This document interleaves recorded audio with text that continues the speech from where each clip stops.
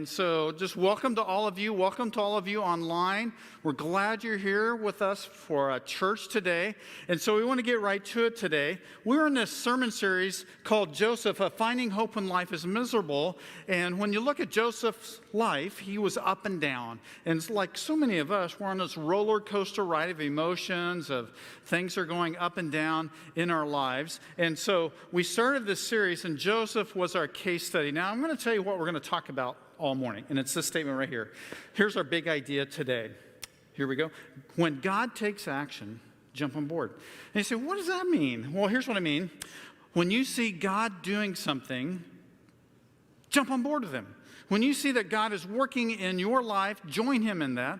When you see that God is doing something in the people around you, jump on board with that. So I've been practicing this for many, many years in my life. And let me give you an example, because that'll help you. So 5 or 6 years ago, I'm in a meeting with a small group of pastors, and we're talking about various things in our community. I'm part of this group, and we talk about how churches can make a difference in the community.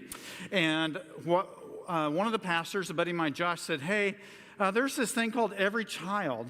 And I'm like, well, what is that? And then he goes, well, Steve, I've told you about that before. You weren't listening. Get that? So Every Child is a ministry that helps kids in foster care. How about that? And he's describing what's going on in a foster care system and how this Every Child ministry, a Christian organization, was invited by the government to help with foster kids. I don't know about you, but that's a miracle. That the government would invite somebody in, right? So DHS invited this group in, invited them to help out. How does that work? Well, in our community, there are kids who need to go into foster care, and they might sit at a desk with a foster care worker for 8 hours because they can't find a home for that child. That made me mad. Not at the DHS workers. It just makes me mad that happens, right? I'm just concerned about that.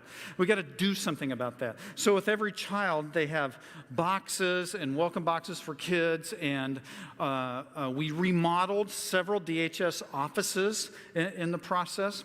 I was so convinced that God was doing something in this ministry. I said, we're going to jump on board as a church. And we did many things for this organization. So let me give you an example. I loaned one of our employees to Every Child for 6 months so they could get off the ground, and our church paid for that. Not only did we give them one of our employees, K. Musto, but we also provided a whole bunch of boxes, dinners, respite care, many different things for kids in foster care. Very convinced this is so amazing. Not only did we do that, but then we started with another organization called Safe Families, where we're helping kids to avoid getting into foster care in the first place, getting into that system. Very committed to those kinds of things. So when I saw what was happening with Every Child, I went, we got to jump on board. Because why? Because God is doing something with this. And when I look at Joseph's life, I think the same thing, that he sees God doing something, and then he jumps into what's happening. So here's the deal with this guy Joseph in the Old Testament. His father loves him, but shows too much favoritism. Gives him a coat of many colors, like a brand new Ferrari, where everybody else gets a rundown Ford in the family. And then his brothers hate his guts. They hate him so much they throw him into a 20-foot pit, and then they pull him out and sell him as a slave to Egypt. So that's the basic story. He gets to Egypt. He is in the house of a guy named Potiphar. Potiphar's a high-ranking Egyptian official. He's captain of the guard. He's like head of the Defense Department, Secret Service. He's high-ranking. And then Joseph gets falsely accused of sexual assault and ends up in a political prison for 10 years. So, loved by dad, in a pit. Goes to Potiphar's house. Potiphar actually promotes him to the head of his whole estate. Gets falsely accused, down into the prison. And what we're going to see today is that God is going to do something in his life. And Joseph is ready for action. He sees that God is going to do something, and he jumps in. So here's an outline of the chapter we're going to look at in the Bible. There are dreams by Pharaoh. Then the cupbearer to Pharaoh remembers Joseph, that he interprets dreams. And then Joseph interprets it. Joseph comes up with the plan. Joseph gets promoted from the prison to the palace. So we're going to look at this story, but I want you to remember what we're talking about. That when God does something, When God takes action, jump on board. When you see the Lord doing something, join him in it. So if you have a Bible, turn to Genesis chapter 41. It'll be here on the screens. It'll be on your phone app if you go to YouVersion, or the church app as well. So here we go. Genesis chapter 41, verse 1. When 2 full years had passed, that was the time the cupbearer was in prison with Joseph, Pharaoh had a dream. So Pharaoh, the king of Egypt, he was standing by the Nile when out of the river there came up 7 cows, sleek and fat, and they grazed among the reeds. After them, 7 other cows, ugly and gaunt, came out of the Nile and stood beside those on the riverbank. Every time I read this story, I think, ugly cows? I think all cows look pretty good. Anyway, so I don't know what an ugly cow is. Ugly cow. Then Pharaoh woke up. He fell asleep again and had a second dream. 7 heads of grain, healthy and good, were growing on a single stalk. After them, 7 other heads of grain sprouted, thin and scorched by the east wind. The thin heads of grain swallowed up the 7 healthy, full heads. Then Pharaoh woke up. It had been a dream. In the morning, his mind was troubled, so he sent for all the magicians, the wise men of Egypt. Pharaoh told them his dreams, but no one could interpret them for him. So in the ancient culture of Egypt, 3,000 years ago, nearly 4,000 years ago, dreams are very important. And so unlike, we might have dreams today and we, maybe not think about it a lot, but every time an Egyptian had a dream, it meant something to them. And so with Pharaoh, because he considered himself to be a god, Egyptian culture, polytheistic. That means they believe in many gods. 1,500 gods to be exact. Just a lot of gods that they believe in. And so he called in the magicians to interpret the dream for him. In the culture of that day, the magicians had their own, I'm going to say a guild, their own labor union, and that was their professional job, to interpret dreams. But they could not interpret those dreams, because here's why. If they give an interpretation and it doesn't happen, if they say, hey, Pharaoh, this is going to happen. If it doesn't, you're out of the club. You're in prison. Your head's chopped off. Okay? So let's look what happens next. Verse 9. Then the chief cupbearer said to Pharaoh, today I'm reminded of my shortcomings. So a few years before this, cupbearer ticked off Pharaoh and ended up in prison along with the chief baker. And Joseph interpreted their dreams, and everything Joseph told them came true. And so he tells Pharaoh that. And then in verse 14, so Pharaoh sent for Joseph, and he's quickly brought up from the dungeon. When he had shaved and changed his clothes, he came before Pharaoh. He just noticed that phrase, shaved and changed clothes. So he's in a political prison. It's not a country club prison, if there is such a thing. And he's in this pit, in this place of despair. He slept on the same mattress for 10 years. Okay, he hasn't, I can just think, he's probably I'm going to take a shower for the first time in 10 years. I'm going to get shaved. I'm going to get cleaned up. Can you imagine the feeling? I mean, I'm going to get new clothes. I've been wearing these same stinky clothes for 10 years.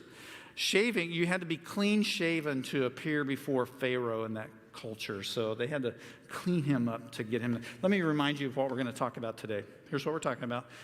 When God takes action, jump on board. So God is doing something here, and they're saying to Joseph, hey, Pharaoh had this dream. We want you to come up and interpret it. And he could have said this, I don't do dreams anymore. He could have said, I'm fine in my cell. I just don't want to do this. He could have said, dreams are for losers. They got me nowhere. He could have said all that. After all, he had the dreams about his brothers earlier. That didn't work out so well. He interpreted the dreams for the cupbearer and the baker, and at the time, that didn't seem to go very well. So here's what happens next in verse 15. It says, Pharaoh said to Joseph, I had a dream, and no one can interpret it. But I have heard it said that when you hear a dream, you can interpret it. And Joseph said, get this, I cannot do it. Joseph replied to Pharaoh, but God will give Pharaoh the answer he desires. I want you to Think about the implications of this. The first thing that Pharaoh says to him as ruler of Egypt, he rules with an iron fist. He says to him, I can't do it. I think that's bold stuff. What are you going to say no to somebody like that? But then he quickly says, but God will. I just want you to think for a moment. Do you often say, God will do this?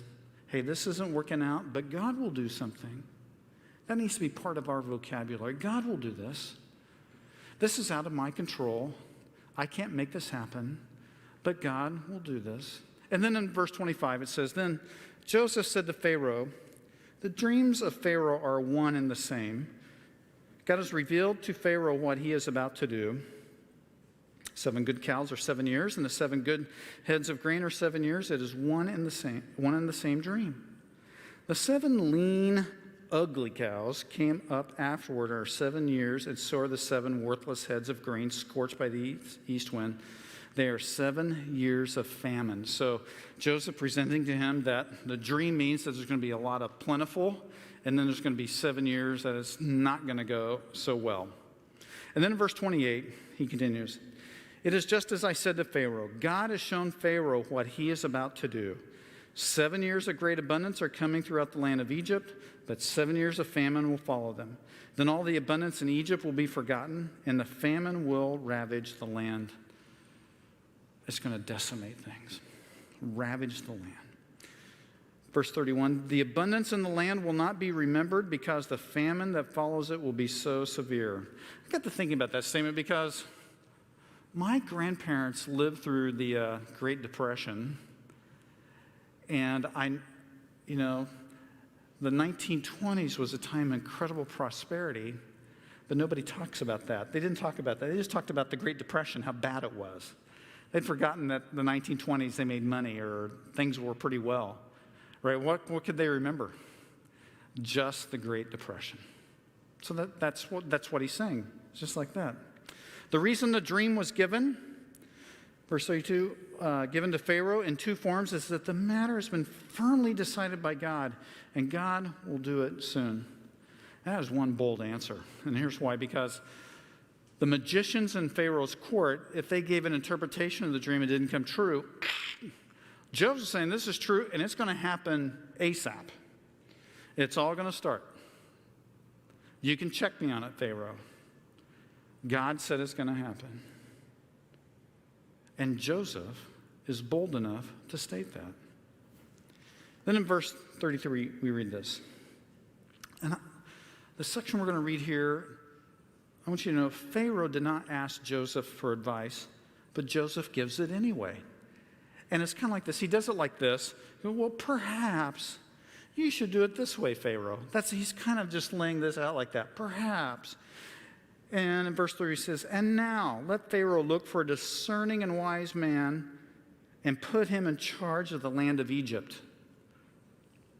Let Pharaoh appoint commissioners over the land to take 1/5 of the harvest of Egypt during the 7 years of abundance. They should collect all the food of these good years that are coming and store up the grain under the authority of Pharaoh to be kept in the cities for food. This food should be held in reserve for the country, to be used during the 7 years of famine that will come upon Egypt, so that country may not be ruined by the famine. The plan seemed good to Pharaoh and all the officials. My theory is this. Joseph is on his A game today because he's saying, hey, this is going to happen, Pharaoh, and by the way, you should appoint somebody like me. You should take a look at me. By the way, here's a plan that you can follow. In fact, Joseph is a graduate of the Dave Ramsey School of Economics. Because he's saying to Pharaoh, you need to have an emergency fund, baby. You need to be ready for these 7 bad years. Made me think of the COVID experience that so many people I know have experienced in businesses. And the ones who have really survived had a reserve, had a surplus. Those who did not have a very good cash basis, a reserve, savings, struggled during this COVID time. Some businesses did not make it. But what Joseph is pointing out is something that is just discipline. Hey, Pharaoh, we need to be ready for these things. When the COVID virus hit our church and every nonprofit, I was thankful that we had a healthy reserve, that we had had several years of things went fairly well. And we were able to have a basis to be there for the church, for what we're doing here. And so likewise, Joseph is pointing that out to Pharaoh as well. So in verse 38, here's what Pharaoh says. So Pharaoh asked them, can we find anybody like this person?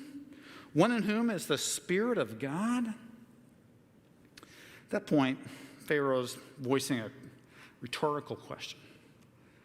Now, he's still a polytheist. He believes there are many gods, there are many spiritual gods. The Nile is a god, the sun is a god.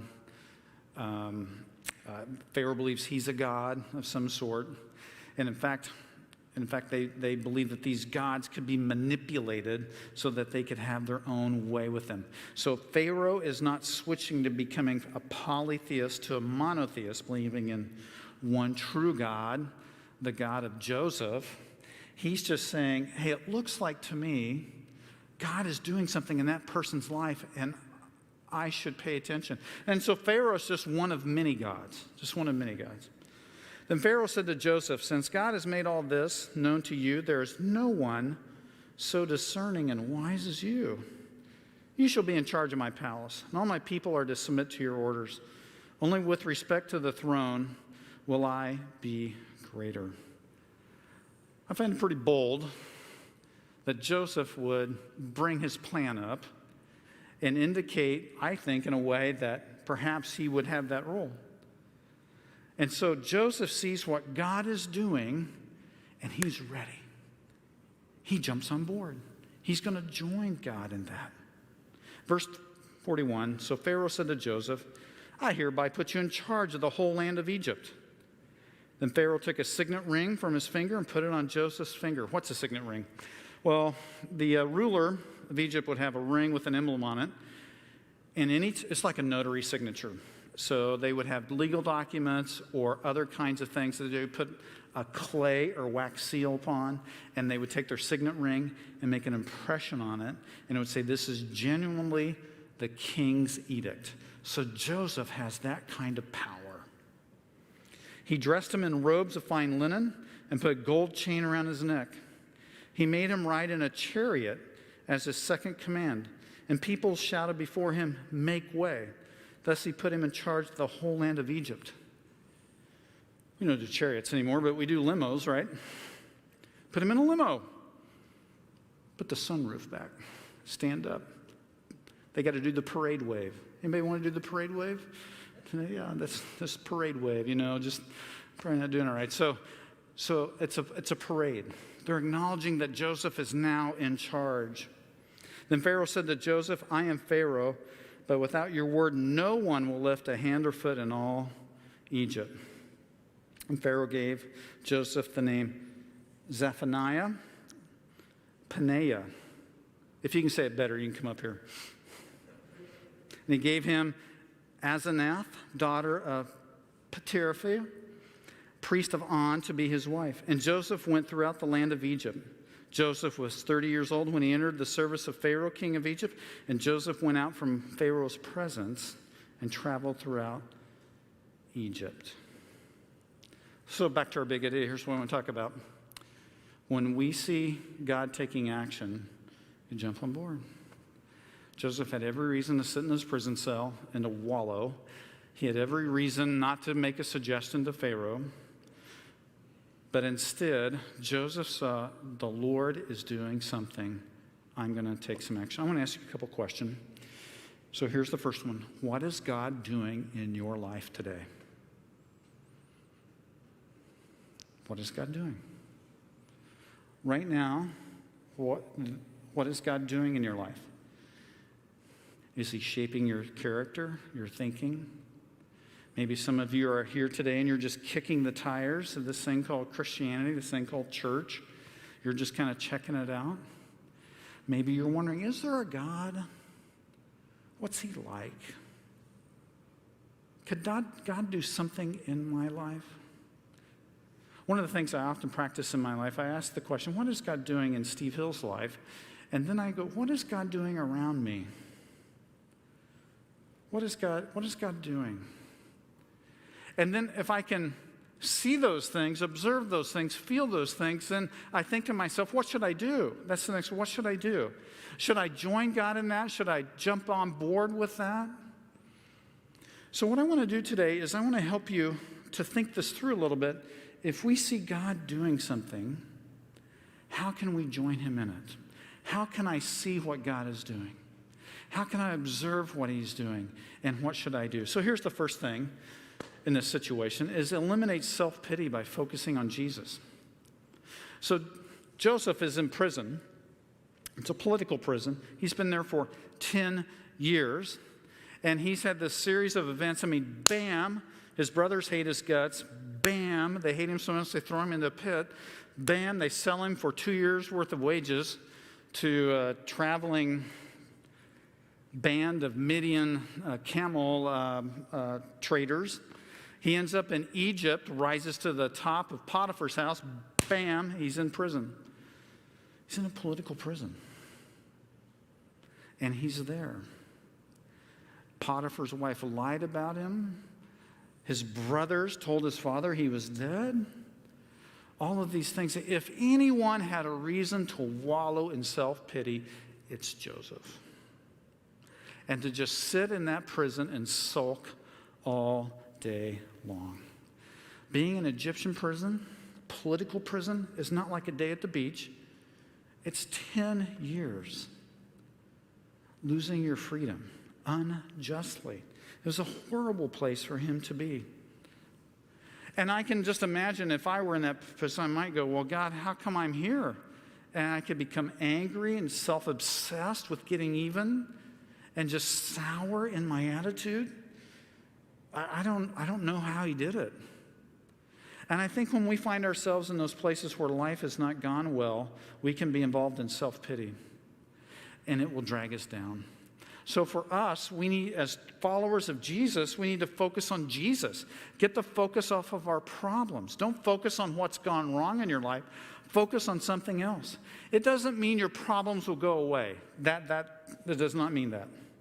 But it means I have a way to navigate those things. I have somebody who will always be at my side. I have a way to get through the difficulty and adversity that I face in my life. Okay? We just keep trusting God at that point.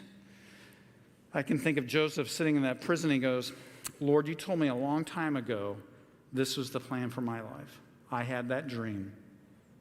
And he never lost sight of that. I was thinking about Job the other day. Do you know who Job is? He was in the Old Testament, and he lost his family, lost his business. His friends are mean to him. He's got these sores all over his body. It's just bad. It's just mayhem. And in one point, Job believes God so much that he says, even if God strikes me dead, I will still trust in him. That is a bold statement. That is a bold statement. Proverbs says, don't lean on your own understanding, but trust in God. So that's when we keep our focus on Jesus, we're trusting in him. So I have this little theory, and it works this way, that the first thing about wallowing in negativity is that it affects our thinking. Our thinking gets skewed, and we begin to think certain things that are not true. I'll give you an example. We think that God doesn't love us. We think that God is not paying attention to us. We might even think there is no God. So our thinking gets affected. Next is our emotions.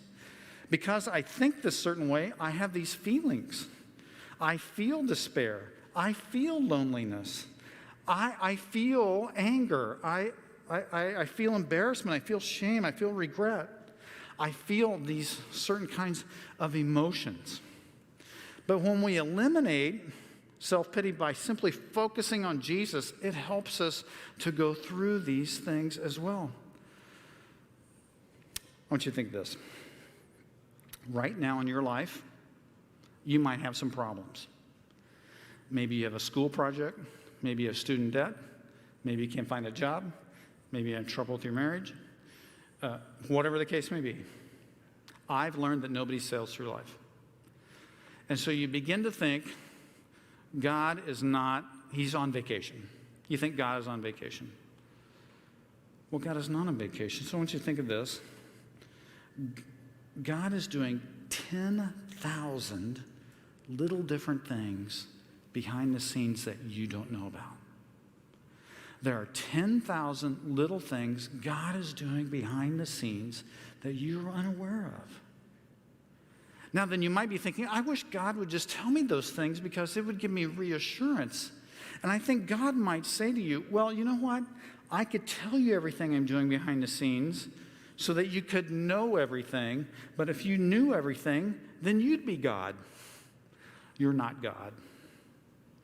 So, things that we don't know, we make up. You got that? Things that we don't know, we make up. And we begin to think, we begin to feel, God isn't there, God doesn't care about me, God doesn't love me, I'm worthless.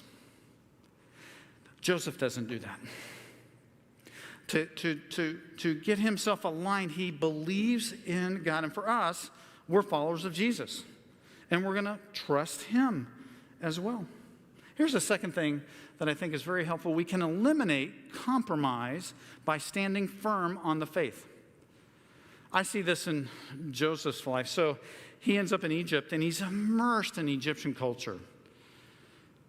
Polytheism of the day, worshiping the Nile River.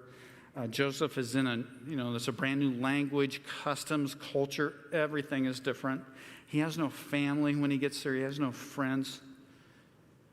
It's very much, in a way, like we are, because we live in a very secular culture.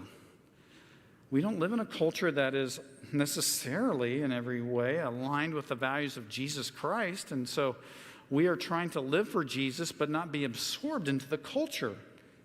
Right? We're trying to follow Jesus, but yet live in the world in such a way that we're making a difference as well.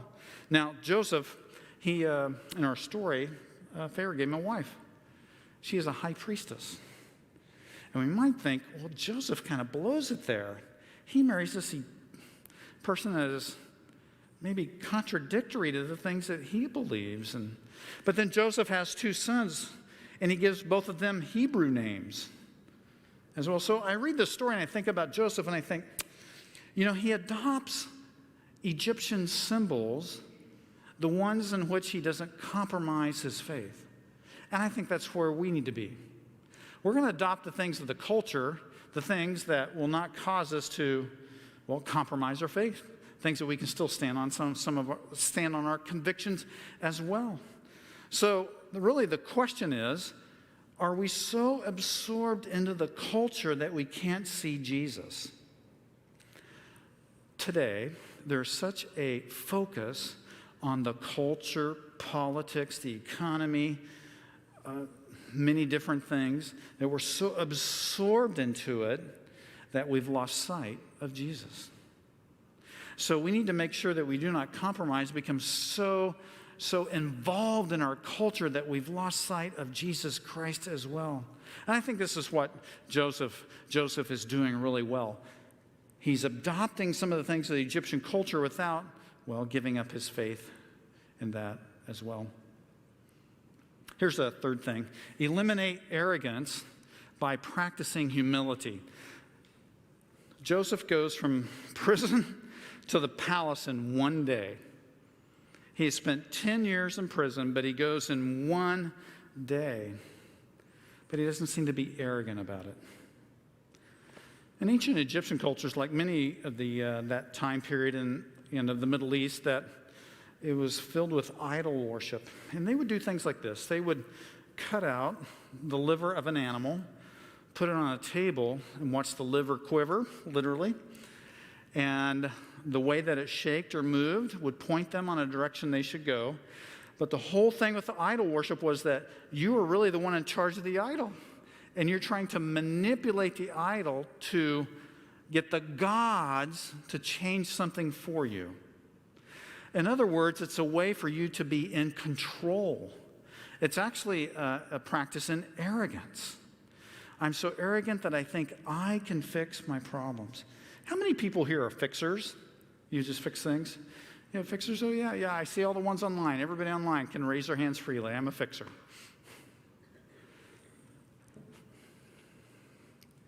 You can't fix other people. You can't do it.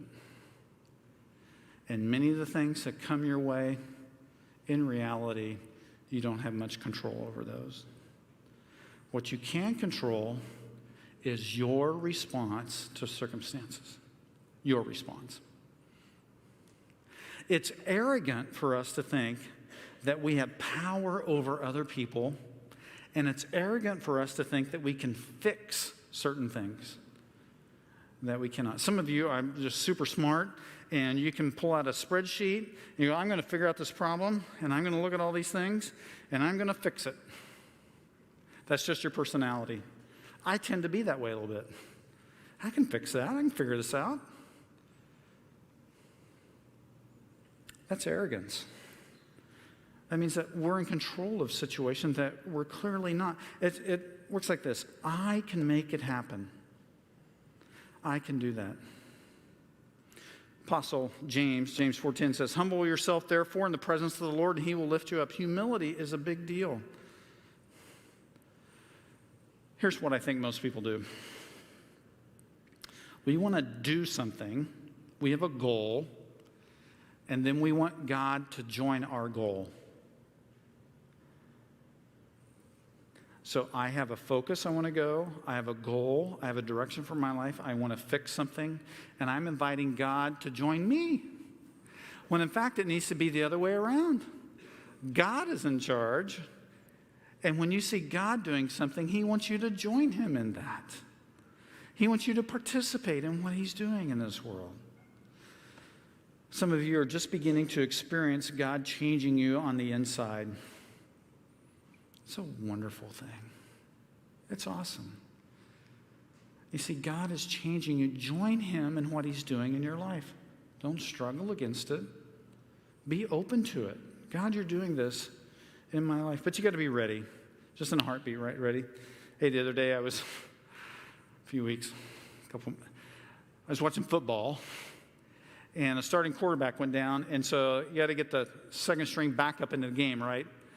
And it looks like to me the second string backup is eating a Snickers bar on the sideline, can't even find his helmet. He ain't ready. You know, when God does something, sometimes it's in a hurry. Boom, it happens. I was watching an NBA game a while back, a couple years ago, and one of the stars went out with an injury, and then another player fouled out. And you know those other guys that sit on the bench, they hardly come into the game in the NBA. They're just there. All of a sudden, the guy on the end of the bench is needed. Hey, you're in the game. So this guy runs down to the scorer's table, takes his warm-up pants, pops them off. He wasn't ready. He had his shorts on, man. A jock strap or something. I mean, just Google it. You'll find it. It'll be somewhere. Well, maybe not. Don't go look for it. But anyway, just it happened, okay? He's not ready. We got to be ready. You got to be ready for what God can do. I don't know if this quote was Abraham Lincoln, but some say it was. Nearly all men can stand adversity, but if you want to test a man's character, give him power. Joseph's life shifted. It was fast. He's in the palace. He has incredible power. But he doesn't become arrogant. In fact, he says it to Pharaoh, I can't tell you this dream, but God can. God can tell you this. So this has been happening in my life. Last summer, our church staff, we were discussing how can our church help families with school? How can our church do tutoring for kids? So we began to brainstorm. A lot of families in our church, and especially in our community, they need some help with tutoring. They need a place for kids to go. They need help with childcare. And maybe there's a way that we can do this. So we start brainstorming. Well, we're going to have to hire this kind of few people. We're going to get a bunch of volunteers from our church to help with tutoring. And And now the project's growing to becoming like a beast, like, oh my goodness, we don't do this very often. And then we thought, well, maybe we could do this, and we're just making it so hard. And then some of us got an email, of all things, the YMCA has a program to help kids with tutoring, has a program to help kids with childcare, but they don't have a building. I don't know what you call it. I call it a God thing. And all of a sudden, we're on the phone to the YMCA, and we say, hey, we got a building. We got a big building. We got a brand new second floor. It's never been used. Would you like to use it? They're like, are you kidding? Wow. Of course, the financial Steve is going, I think the fair market value is going to be $7,000 a month. And we charge them $1,000 instead. Kind of just covers the bare costs, right? They were thrilled with that. Why? Because it's not about money. It's because God's doing something, right? So in this room right here, this auditorium, all these chairs, all 129, I don't know how many are here today, chairs, but they're all put away, and this becomes playground for all those YMCA kids. Right? They're running through it. The other day I was in this room and they were having a talent show right on the stage. Coolest thing ever. I watched in the back of the room. When you see God doing something, jump on board. This week I had 2 texts. Well, more than that, but I had texts from a guy who said, hey, Steve, we're doing this with homeless people, and I thought maybe there might be some opportunities there for that, but this is what we're doing. And I thought, man, maybe there's something there. Maybe God is doing something. He's doing something in that person's life. They're actually taking some action. And then I got another text.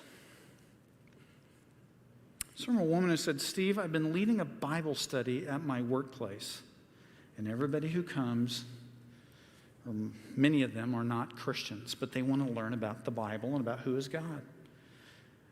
I'm actually going to get to baptize one of those women because they've crossed that line of faith. I'm like, oh my gosh, that's awesome.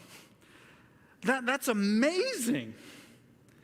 And I see this person leading this Bible study, and she saw that God was doing something in her coworker's life, and they saw her as a person they could trust, and so she started this study for them. And they meet once a week. I think it's the coolest thing in the world. So let me ask you, what is God doing in the lives of people around you? Let me tell you how this might work.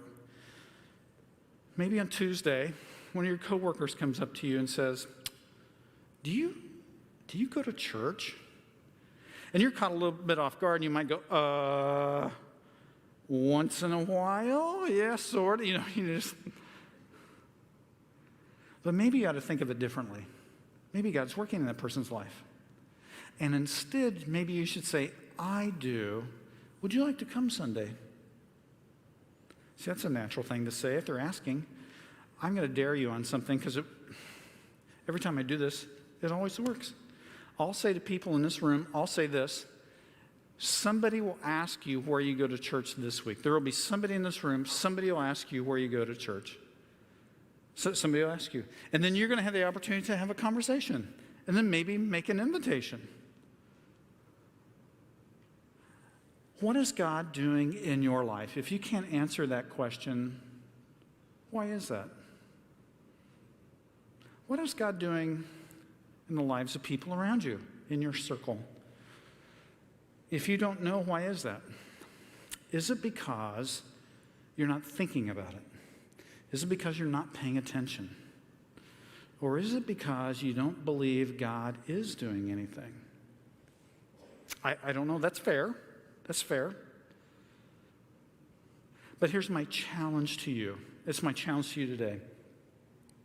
Be looking for what God is doing and jump on board. If God is giving you more patience in your life, jump on board. If you see God doing something in a coworker's life, be part of that. If you see God doing something in a community, homelessness, racial injustice, whatever, jump on board with that. Jump on board with what God is doing. I'm going to pray.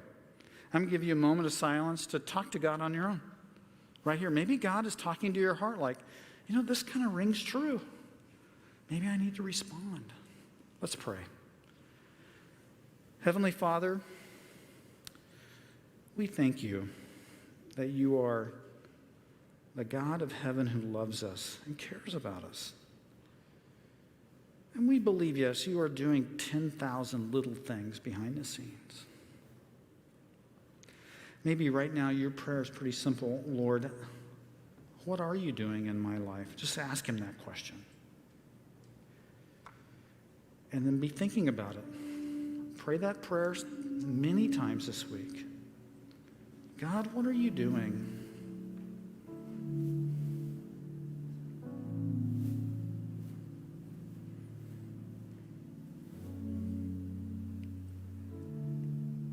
And then ask God what you should do. God, what are you doing? What should I do?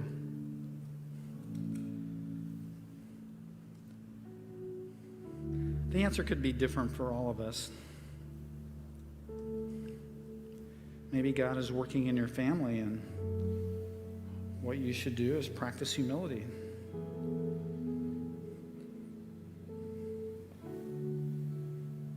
Maybe God is working in your heart. Maybe God is making you more compassionate. So what should you do is maybe show compassion to others. God might be speaking to your heart right now. Listen to him. And be open to what he's doing in your life, and open to what he's doing in the world around you, and join him in it. Lord, I pray that our church can be the kind of church that pays attention to what you're doing, and that we would join you. And we pray this in Jesus' name. Amen.